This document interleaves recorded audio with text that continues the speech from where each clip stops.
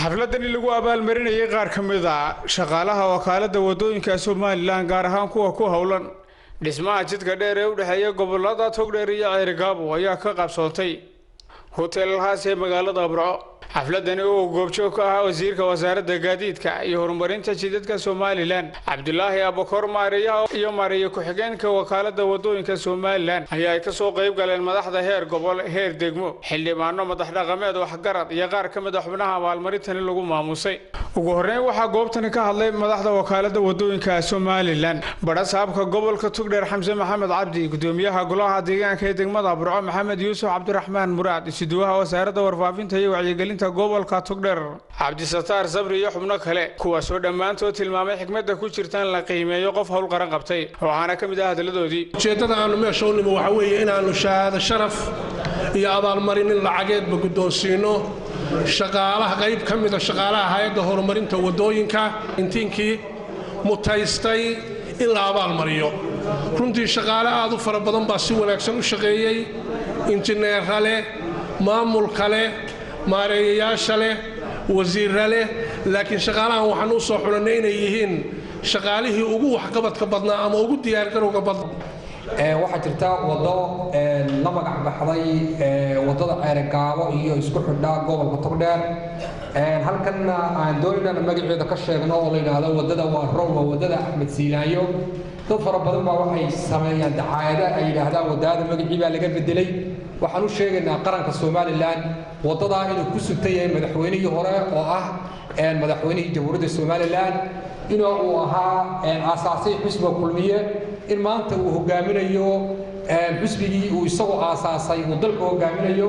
sabab marlabaadka halkan saaka waa xaflad aynu isugu nimi in lagu abaaliyo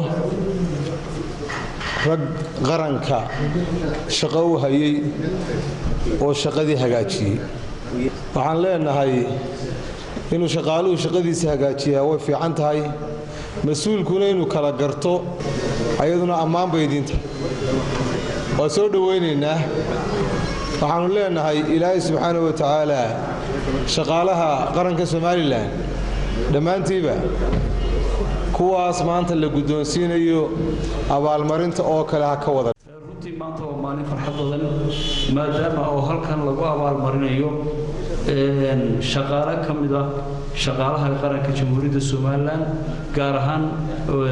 shaqaalaha wasaaradda ama hay'adda jidadka oo runtii lagu abaalmarinayo shaqadii wanaagsaneed ee ay qabteen